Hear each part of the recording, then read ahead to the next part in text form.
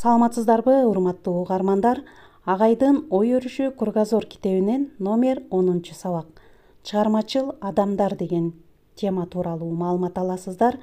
Сабакты даярдаган Салтанат Бейшенова, Талас облусу.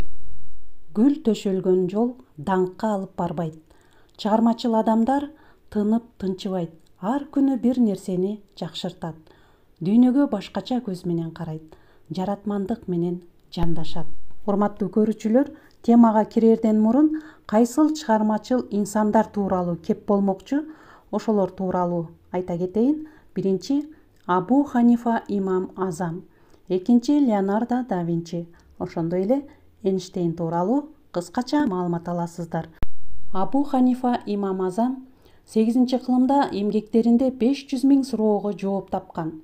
Куранды түрмөдө 7000 жолу окуп чыккан. Белек алган эмес, соода менен адал жашап өткөн.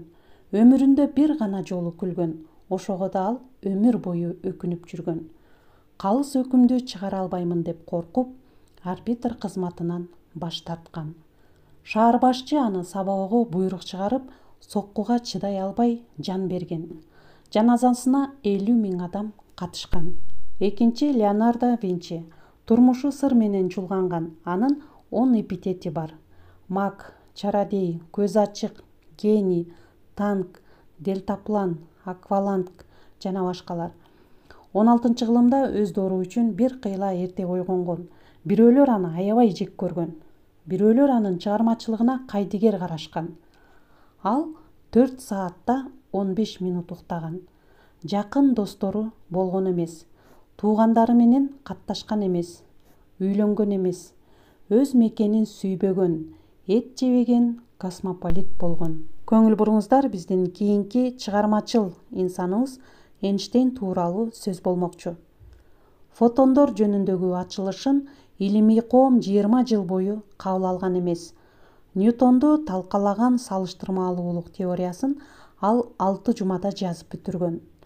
Ал атайын докторлукту коргогон эмес, бирок анын теориясын докторлук катары кабыл алышкан.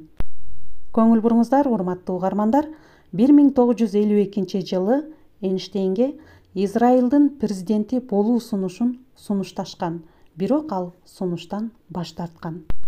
Анда эмесе, урматтуу угармандар, ошону менен бүгүнкү чыгарылышты жыйынтыктайбыз. Агайдын ой өрүшү Кругозор китебинде 24-беттен дагы кененирээк окуп чыксаңыздар болот. Кийинки чыгарылышта адамдын ой жүгүртүүсү тууралуу кеп болмокчу. Андыктан биз менен болуңуздар. Көңүл бургандарыңыздарга чоң рахмат, саламатта калыңыздар.